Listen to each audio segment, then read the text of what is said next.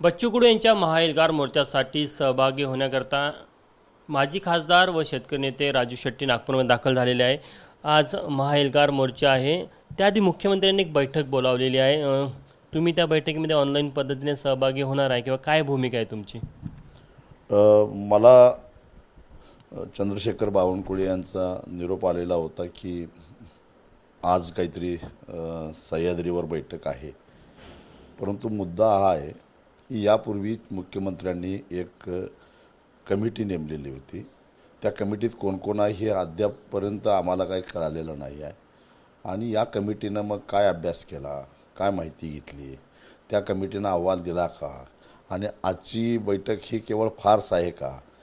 आमचं सगळ्याच शेतकरी नेत्यांचं असं ठरलेलं आहे की मुख्यमंत्र्यांनी आजच्या बैठकीमध्ये त्या कमिटीचा अहवाल काय आला आणि त्या अहवालावर सरकारची भूमिका काय आहे।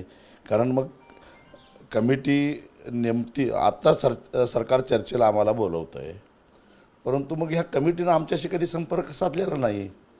काय बाबा तुमचं म्हणणं आहे? सरकारने याच्यापूर्वी आमच्यापैकी कोणाशीही संपर्क साधलेला नाही, तेव्हा आता थेट आता बैठकीला बोलवलं, मग कमिटीचा फार्स होता का?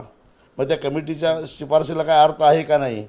आणि मग आज बैठकीला जर बोलवायचं होतं तर मग कमिटीनं काही जो काही अहवाल दिलेला आहे त्याची माहिती आगाऊ आम्हाला द्यायला पाहिजे होती। मग त्याच्यावर थोडंसं वस्तुस्थिती समजावून घेऊन बैठकीला गेलो असतो।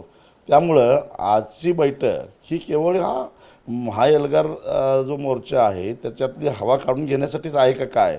म्हणजे एकूण सरकारच्या मनामध्ये जे पाप आहे ते पाप दिसून येतं। त्यामुळं आम्ही सगळ्यांनी एकमेकांनी दूरध्वनीवरून एकमेकाशी संपर्क साधला। एकतर अचानक काल दुपारी आम्हाला निरोप आला की बैठक आहे। कुठेतरी मोर्चाचं आयोजन होतं, त्यामुळे सरकारने कुठेतरी बैठकीचं आयोजन केलं।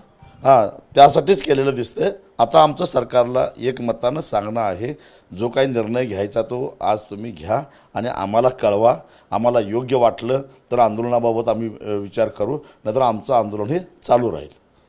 सरकारचं असं म्हणणं आहे की त्यांची जी आर्थिक बाजू आहे ती कुठेतरी कमकुवत आहे, त्यामुळे त्यांना थोडा वेळ पाहिजे। तुमची काय मागणी आहे? ऑक्टोबर 2024 साली देवेंद्र फडणवीस हे अर्थतज्ञ आहेत। त्यांनी संकल्प कसा वाचावा याच्यावर 20 वर्षापूर्वी एक पुस्तक लिहिलेलं आहे आणि ते पुस्तक वाचून आम्ही संकल्प वाचायला शिकलो। तेव्हा ते काही नवखे नाहीत, जाणकार आहेत आणि महाराष्ट्राच्या कानाकोपऱ्याची माहिती आहे, महाराष्ट्राचं एकूण आर्थिक स्थितीची माहिती आहे। दुसरे अर्थमंत्री अजितदादा पवार हे गेले 11 वर्ष त्यांच्याकडे मधले काही काळ सोडला तर सातत्यानं अर्थ खातं आहे। जेव्हा ही घोषणा ऑक्टोबर 2024 साली देवेंद्र फडणवीसांनी केली, 7/12 कोरा कोरा कोरा, त्यावेळी सरकारमध्ये ते उपमुख्यमंत्री होते, अजितदादा त्या सरकारमध्ये होते आणि या सगळ्यांना सरकारमध्ये असल्यामुळं सरकारची एकूण स्थिती माहिती होती। मग आम्ही 7/12 कोरा करणार असं आश्वासन का दिलं? त्यावेळीच राज्याची स्थिती तुम्हाला माहिती नव्हती काय? कारण निवडणुका झाल्यानंतर या सरकारनं एक म्हणजे फक्त आणि फक्त खर्चिक प्रकल्पच जाहीर केलेले आहेत की ज्याच्यामधून काही पैसा काढता येईल। उदाहरणार्थ शक्तिपीठ महामार्ग 12 जिल्ह्यातले शेतकरी विरोध करतायत, तरीसुद्धा त्याच्या भूमी संपादनासाठी 20,000 कोटी रुपयाचं कर्ज हे आत्तापर्यंतचं सगळ्यात महागडं कर्ज, माझ्या माहितीप्रमाणे 7.5% व्याजदराचं कर्ज काढलं। ह्याची काय गरज होती? आणि मग तुमच्याकडे पैसे नाही तर ते 20,000 कोटी रुपये जे कर्ज काढलेलं आहे शक्तिपीठ बघू 10 वर्ष पुढे टाकलो। आता तर आहे तो रस्ता, त्याला जो समांतर आहे तो पूर्ण क्षमतेनं चालत नाही, केवळ 25% क्षमतेनं चालतो। तेव्हा ते 20,000 कोटी रुपये वापरा कर्ज। मला असं म्हणणं आहे की सरकारने वाटेल तर परत कर्ज करावे, पण शेतकऱ्यांना कर्जमाफी द्यावी। आहे ते शक्तिपीठाचंच वापरा। तुमच्याकडं महागडे प्रकल्प करण्यासाठी पैसे आहेत, मग तो मेट्रोचा प्रकल्प असो, उड्डाणपुला असो, नको असलेला शक्तिपीठ महामार्ग असो, यासाठी यांच्याकडे हजारो कोटी रुपये आहेत आणि दररोज 8 या दरानं शेतकरी आत्महत्या करतोय. अरे अजून किती त्याचे अंत पाहणार आहात? तुमचं असं म्हणणं आहे की शक्तिपीठासाठी जे कर्ज घेतलं ते शेतकरी कर्जमाफीसाठी वापरावं आणि शक्तिपीठ प्रकल्प थोडा पुढे ढकलावा. काय गरज आहे त्याची? आता ते 20,000 कोटी आहेत ना, त्यात अजून किती कमी पडतात बघू, चर्चेतनं मार्क काढू त्यातून काहीतरी. शक्तिपीठ हा पुढे ढकलायला पाहिजे. 100% राज्याला आर्थिक खाईत टाकणारा आणि सगळ्यात महागडं कर्ज घेऊन हे कशासाठी पाहिजे झाला शक्तिपीठ महामार्ग? आणि त्याच्यामध्ये मोठा भ्रष्टाचार होणार आहे, 50,000 कोटीचा भ्रष्टाचार होणार आहे. आजच्या बैठकीमध्ये जर काही तोडगा निघाला नाही कर्जमाफीला घेऊन तर तुमचं आंदोलन सुरूच राहील. आमचं आंदोलन सुरूच राहणार. आम्ही आता आंदोलनासाठीच महाराष्ट्राच्या कानाकोपऱ्यातनं सगळे आलेलो आहोत. आंदोलन काही थांबणार नाही. सरकारला जो निर्णय घ्यायचा आहे तो आजच्या मुख्यमंत्र्यांच्या बैठकीत घ्यावा. आम्हाला कळवावं. त्यांनी श्रेयवादासाठी तर आम्ही काही करत नाही. 7-12 कोरा झाला असं जर का सह्याद्रीवरनं मुख्यमंत्र्यांनी घोषणा केली की एका क्षणात मुख्यमंत्र्यांचा जय जयकार करत आम्ही घराकडे परत जाऊ. आणखी एक महत्त्वाचा विषय, वसंतदादा शुगर इन्स्टिट्यूटच्या चौकशीचे आदेश मुख्यमंत्र्यांनी दिलेला आहे. कशा प्रकारे बघता आणि काय वाटतं सरकारचा या पाठीमागचा हेतू कसा वाटतो तुम्हाला? मी या निर्णयाचं स्वागत करतो. मुख्यमंत्र्यांच्या सगळ्याच निर्णयाला विरोध करणारा माणूस नाही. जे योग्य आहे ते करायला काय हरकत नाही. गेल्या अनेक वर्षापासून शेतकरी म्हणून, शेतकरी नेते म्हणून आम्ही सुद्धा विचारतोय. आम्ही वर्षाला टनाला 1 रुपया या साखर संकुल निधीला पैसे देतो. किती झाले माहिती आहे? वर्षाला 13 कोटी रुपये आमचे ऊस उत्पादक शेतकऱ्यांचे जातात, राज्य सरकारचे जातात. ह्या पैशाचं काय झालं विचारायला नको? वर्गणी देणाऱ्या प्रत्येक माणसाला माझ्या वर्गणीचं काय झालं विचारायचा निश्चितच अधिकार आहे. त्यामुळे सरकारनं जर चौकशी केली तर काय चुकीचं आहे मला असं वाटत नाही. पण त्याच्या पाठीमागं काही राजकीय वास नसावा. कारण हल्ली मी बघितलं आहे मुख्यमंत्री सातत्यानं सर्टिफिकेटचं कोरं सर्टिफिकेट घेऊनच फिरत असतात. आला माणूस त्याची मुलाखत घ्यायची आणि त्याला सर्टिफिकेट देऊन सही करून देऊन टाकायचं. कालच दोघांना दिलं. असं कुणाला सर्टिफिकेट देण्यासाठी ही चौकशी नको. वसंतदादा शुगर इन्स्टिट्यूटच्या माध्यमातून गेल्या अनेक वर्षामध्ये काय संशोधन झालं? संशोधन होत असताना ते शेतकऱ्यांना डोळ्यासमोर ठेवून झालं का साखर कारखान्यांना डोळ्यासमोर ठेवून झालं? याचं उत्तर महाराष्ट्रातल्या ऊस उत्पादक शेतकऱ्याला मिळालं पाहिजे. कारण त्यानं त्या ट्रस्टला वर्गणी दिलेली आहे. दुसरा मुद्दा, 265 सारखी जी व्हरायटी आहे त्या व्हरायटीला महाराष्ट्रातले बरेच साखर कारखाने स्वीकारायला तयार नाहीत.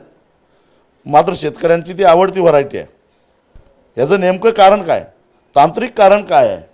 वसंतदादा शुगर इन्स्टिट्यूट तोंड मिटून याच्यावर गप्प बसलेलं आहे. याच्यावर का बोलत नाही? जर ते शेतकऱ्याचा फायद्याचं आहे तर साखर कारखानदारांना का सांगत नाही की याला तुम्ही विरोध करू नका, हे हा ऊस स्वीकारलाच पाहिजे? अजून एक माझं असं निरीक्षण आहे, राज्य सरकारचं पाडेगावला ऊस संशोधन केंद्र आहे. तिथल्या तज्ज्ञांनी मेहनत करून एखादी व्हरायटी शोधून काढली आणि ती शेतकऱ्यांनी स्वीकारली, शेतकऱ्यांना आवडली, तरीसुद्धा केवळ ती आपण शिफारस केलेली नाही म्हणून ती व्हरायटी डावलणं हे सातत्यानं वसंतदादा शुगर इन्स्टिट्यूटमधनं होत असतं. हा काय प्रकार आहे? वसंतदादा शुगर इन्स्टिट्यूटच्या माध्यमातून काही मोजक्याच साखर कारखान्यांचं हित जोपासलं जातं किंवा काही मोजक्याच राजकीय कुटुंबाचं हित जोपासलं जातं असं म्हणत तुम्हाला? पहिल्यापासून माझं असं मत आहे, या वसंतदादा शुगर इन्स्टिट्यूटमधनं तपासणी केली जाते. मुद्दा लक्षात घ्या. कशाची? तर अलीकडच्या काळामध्ये सरकारचं धोरणानुसार ऊसापासून 100% सगळी साखर काढली जात नाही. त्यातली काही साखर इथेनॉलसाठी वापरली जाते. उदाहरणार्थ ऊसाच्या रसापासून इथेनॉल केलं जातं. ऊसाचं साखरेचं उत्पादन कमी करून बी हेवी मोलॅसिसचं उत्पादन घेतलं जातं आणि त्यातून इथेनॉल तयार केलं जातं. आता बी हेवीचं उत्पादन घेतलं किंवा रसापासून इथेनॉल तयार केलं तर साखर कारखान्याची रिकव्हरी डाऊन होते.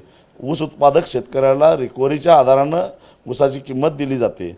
मग शुगर केन ज्यूससाठी किती रिकव्हरी वापरली गेली, बी हेवी मोलॅसिससाठी किती रिकव्हरी वापरली गेली, हे तपासायचं काम वसंतदादा शुगर इन्स्टिट्यूटकडे आहे. आता मी एका मुद्द्यावर या ठिकाणी येतो. एकतर हे 6-6 महिने तपासण्या करत नाहीत. त्यामुळं त्या साखर कारखान्याची नेमकी रिकव्हरी किती झाली, त्यांनी इथेनॉलला रिकव्हरी किती वापरली आणि साखर किती उत्पादित झाली ऊस उत्पादक शेतकऱ्यांना कळत नाही. त्यांचे हिशेब लवकर होत नाहीत. याला जबाबदार कोण? आणि सगळ्यात महत्त्वाचा मुद्दा म्हणजे वसंतदादा शुगर इन्स्टिट्यूट हा एक ट्रस्ट आहे जो स्वर्गीय वसंतदादा यांनी महाराष्ट्रातल्या साखर कारखानदारीला आणि महाराष्ट्रातल्या ऊस उत्पादक शेतकऱ्यांना चांगल्या पद्धतीनं एक टेक्निकल सपोर्ट देण्यासाठी म्हणून हा ट्रस्ट स्थापन केला. खरं तर दादाने फार उदात्त हेतूनं सरकारी भाग भांडवल त्याच्यामध्ये घालून हा ट्रस्ट स्थापन केला आणि महाराष्ट्राच्या विद्यमान मुख्यमंत्र्यांना त्या ट्रस्टचा अध्यक्ष राहावा अशा प्रकारे बायलॉजमध्ये तरतूद करून ठेवलेली होती. पण आज काय आहे? कुठेतरी पवार कुटुंबाने त्यावर वर्चस्व मिळवलं. 100%. आणि हा ट्रस्ट केवळ सहकारी साखर कारखान्यांच्यासाठी स्थापन झालेला होता. सुरुवातीच्या काळामध्ये सहकारी साखर कारखान्याचे प्रतिनिधीच त्याच्यामध्ये विश्वस्त म्हणून जायचे आणि महाराष्ट्राचा मुख्यमंत्री हा विद्यमान अध्यक्ष म्हणून ट्रस्टचं काम करायचा. आज चित्र वेगळं आहे. खाजगी साखर कारखानदारसुद्धा त्याच्यामध्ये विश्वस्त म्हणून आहेत. आणि मला एक सांगा की आता रिकव्हरी तपासत असताना या वसंतदादा शुगर इन्स्टिट्यूटचे विश्वस्त कोण? तर साखर कारखानदार. कारण महाराष्ट्रातले जे 200 साखर कारखाने आहेत तेच त्याचे सभासद आहेत. त्यांच्यातलेच काही जण विश्वस्त मंडळामध्ये आहेत. म्हणजे विश्वस्त हेच. आणि वसंतदादा शुगर इन्स्टिट्यूटमध्ये जे काम करणारे शास्त्रज्ञ आहेत ते या विश्वस्तांचे नोकर. आणि तेच आपल्या मालकाच्या साखर कारखान्यावर जर का रिकव्हरी इथेनॉलला किती वापरली गेली तपासायला गेलं तर तो रिपोर्ट मालकाच्या बाजूने देतील का ऊस उत्पादक शेतकऱ्यांच्या बाजूला देतील? तुम्हाला असं म्हणायचं की मोठी अनियमितता पण आहे यामध्ये. निश्चितच अनियमितता आहे. त्यामुळे या साऱ्या गोष्टीची चौकशी झाली पाहिजे. कधी या वसंतदादा शुगर इन्स्टिट्यूटमध्ये एखाद्या कृषीभूषण पदवी प्राप्त केलेल्या शेतकऱ्याला सभासद करून घेतलं का? त्या या चौकशीतनं एक राष्ट्रवादी काँग्रेस शरद पवार गटाचा असा आरोप आहे की कुठेतरी शरद पवार किंवा पवार कुटुंबाला लक्ष करण्याचा प्रयत्न सरकारचा दिसत आहे. आधी जर चुका केल्या असतील तर लक्ष होणारच. त्याचं मी अजिबात समर्थन करणार नाही. जर का पवार साहेबांनी किंवा शरद पवार कुटुंबातल्या सदस्यांनी चुका केल्या नसेल तर त्यांनी घाबरायचं कारण नाही. काय चौकशीला सामोरे जाणार. सत्य परेशान हो सकता है, पराजित नाही. सत्य जर असेल त्यांच्या बाजूने त्यांनी चौकशीला सामोरं जावं. त्यांनी जर का काही अनियमितता केलीच नसेल तर घाबरायचं काही कारण काय कारण आहे? आपण बघू शकतो की शेतकरी नेते आणि माजी खासदार राजू शेट्टी होते. त्यांनी बच्चू कडू यांचं जे आंदोलन सुरू आहे त्या संदर्भात मुख्यमंत्र्यांची बैठक बोलावली. त्या संदर्भात त्यांची काय भूमिका आहे ते देखील सांगितलं. सोबत वसंतदादा शुगर इन्स्टिट्यूटमध्ये जे चौकशी लावली आहे त्या संदर्भात देखील त्यांनी त्याचं स्वागत केलं आहे आणि ही चौकशी व्हायला पाहिजे असं देखील त्यांचं मत त्यांनी या ठिकाणी मांडलेलं आहे. कॅमेरामॅन मिथुन आत्मनेसह तुषार कोहळे, एबीपी माझा, नागपूर. एबीपी माझा, उघडा डोळे बघा नीट.